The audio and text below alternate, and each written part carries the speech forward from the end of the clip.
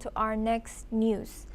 Looking at Europe in a powerful show of support for Ukraine, Germany's new Foreign Minister Johann Wadephul has arrived in Kyiv for high-level talks aimed at strengthening bilateral defense ties amid intensifying Russian attacks.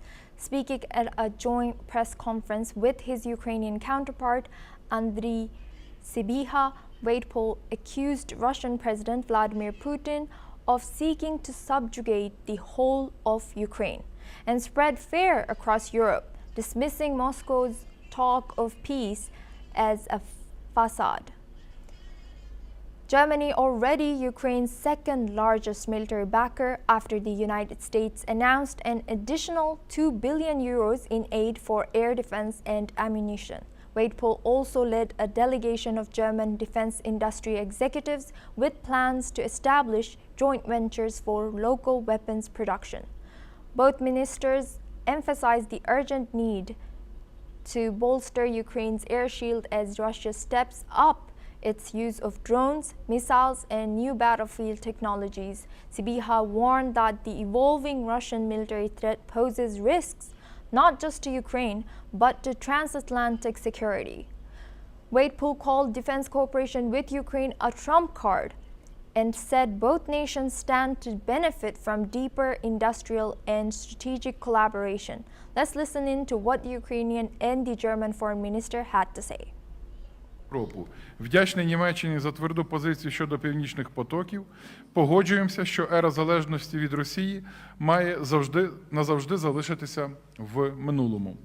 Тиск на Росію має бути скоординований з обох боків Атлантики. Wir haben deshalb bereits vereinbart, die gemeinsame Zusammenarbeit mit der Rüstungsindustrie zu verstärken. Wir wollen neue Joint Ventures aufbauen, damit die Ukraine selbst schneller und mehr für die eigene Verteidigung produzieren kann, denn euer Bedarf ist enorm. Und ich habe deshalb, glaube ich, erstmalig eine Delegation aus der Verteidigungsindustrie der Bundesrepublik Deutschland mit mir mitgebracht, und ich freue mich sehr, dass sie mich begleitet.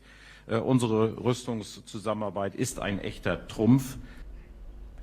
Now we are joined by guest ex-advisor to Ukrainian Defense Minister Glenn Grant. He's joining us live from Riga, Latvia. Thank you, Glenn, for joining us today. Welcome to NewsX World. Welcome. Thank you. Thank you. And how does this visit and new funding package shape Europe's position if Trump returns to the White House and tries to pull back U.S. support? Well, in the first place, I think Trump already has pulled back U.S. support. Although some of it is still going on, but not at the level that we would expect for this stage of the war. I think it's important that the Germans stay close to Ukraine, because a lot of Ukrainians are obviously worried that money is going to go to the Middle East, and that it's not going to come into Ukraine. So there's real human concerns in this area. But also the German minister is very keen to put the German money into businesses and produce things, because when it goes to the government, it's not been as effective as it should be. That is the Ukrainian government, and the Germans will have seen that the Danish model, which is actually money direct to Ukrainian companies or to other European companies to produce things, is producing a much more effective answer. And Glenn, now we have seen Germany push up or increase their military support to Ukraine. Could this move of Germany's deeper involvement make it more vulnerable to Russian energy blackmail or cyber attacks? I think it's vulnerable anyway. I mean, they've just had vehicles burnt inside Germany, and there have been attacks on the railways. There have been attacks on weapon sites, on all sorts of things over the last few years. So I don't think their vulnerability is going to increase.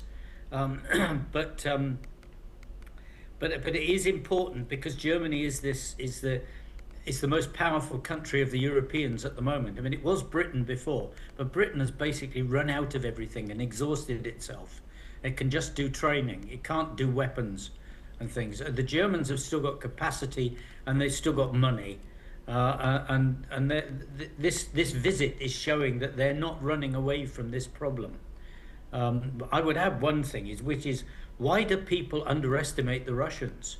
I mean, it's clear that they're going to keep increasing and increasing and increasing their capacity to destroy things. But the Europeans and the Americans don't seem to have taken